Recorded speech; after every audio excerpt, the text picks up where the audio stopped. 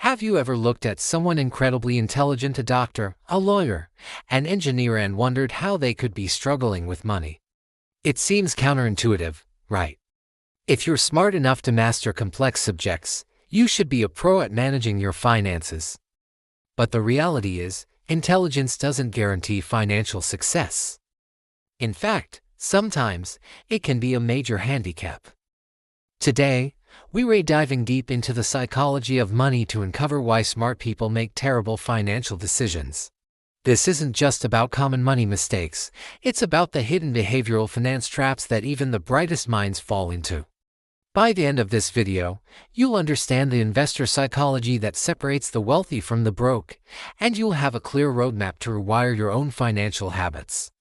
So, what's going on here? The first major reason is overconfidence. Smart people are used to being right. In their careers, their expertise pays off. They solve problems others can't. This success breeds a powerful sense of confidence.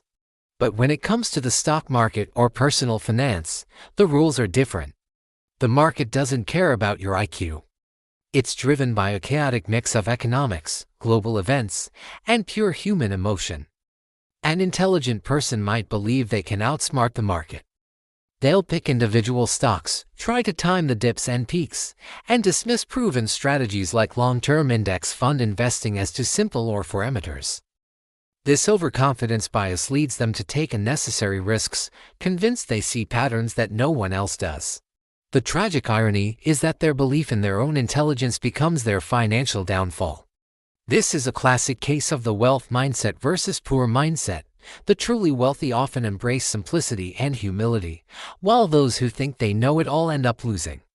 The second culprit is what's called complexity bias. Smart people love complexity. They're drawn to intricate problems and sophisticated solutions. In finance, this translates into a fascination with complicated investment products. They might get lured into leveraged ETFs, complex derivatives, or opaque hedge fund strategies they don't fully understand. Why? Because these things seem intellectually stimulating. A simple, boring mutual fund just doesn't provide the same mental challenge the financial industry loves. By the way, they create products with high fees and convoluted structures precisely because they appeal to this desire for sophistication. The psychology of money here is key. The feeling of being smart and engaged with a complex product can be more appealing than the actual financial return. People stay broke not because they are unintelligent, but because they prioritize intellectual satisfaction over practical, proven results. Good financial habit psychology is about recognizing that boring is often better. Next, let's talk about the emotional side of things, specifically ego. For many high achievers, their self-worth is deeply tied to their success. Admitting a mistake, especially a financial one, can feel like a personal failure. So, what happens when they make a bad investment? Instead of cutting their losses, they double down. This is known in behavioral finance as the disposition effect. They hold onto losing investments for far too long, hoping they'll rebound so they can avoid admitting they made a bad call. Their ego won't let them sell at a loss. Meanwhile, they're quick to sell their winning investments to lock in a gain and get that little dopamine hit of being right. This investor psychology is a recipe for disaster. You end up with a portfolio full of losers and you get rid of your winners too early. It's a classic poor mindset trap, driven entirely by the fear of being wrong. Another huge factor is what I call analysis paralysis. While some smart people are overconfident, others are the complete opposite. They are so good at seeing every possible angle, every potential risk, and every variable that they become paralyzed. They research endlessly. They read every book, watch every video, and build spreadsheets so complex they could launch a rocket. But they never actually pull the trigger. They never invest.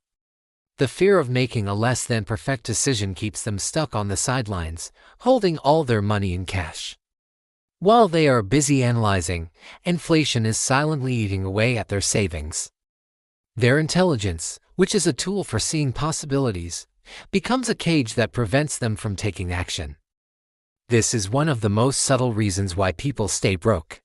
They do all the homework but never turn it in. They miss out on years, even decades, of compound growth because they were waiting for the perfect moment that never comes. Now, let's connect this to the wealth mindset versus poor mindset. A true wealth mindset understands that personal finance is more personal than it is finance. It's about behavior, not calculus.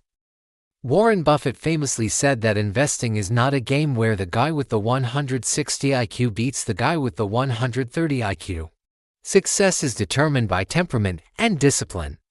The psychology of money for a wealthy person is about controlling emotions.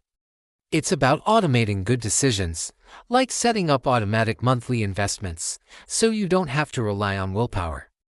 It's about being consistent, patient, and humble enough to admit you can't predict the future. A poor mindset, even in a brilliant person, believes that more information and more brainpower will lead to better results. They treat money like an academic problem to be solved, rather than a behavioral challenge to be managed. So, how do we fix this? How can a smart person unlearn these terrible financial habits? The first step is humility. Acknowledge that the market is bigger and smarter than you are. You cannot outwit it. Embrace simplicity.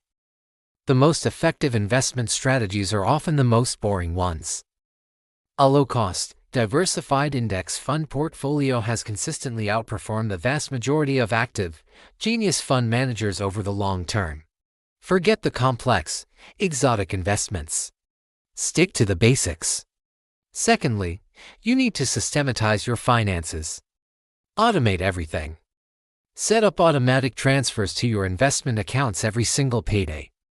This removes emotion and analysis paralysis from the equation.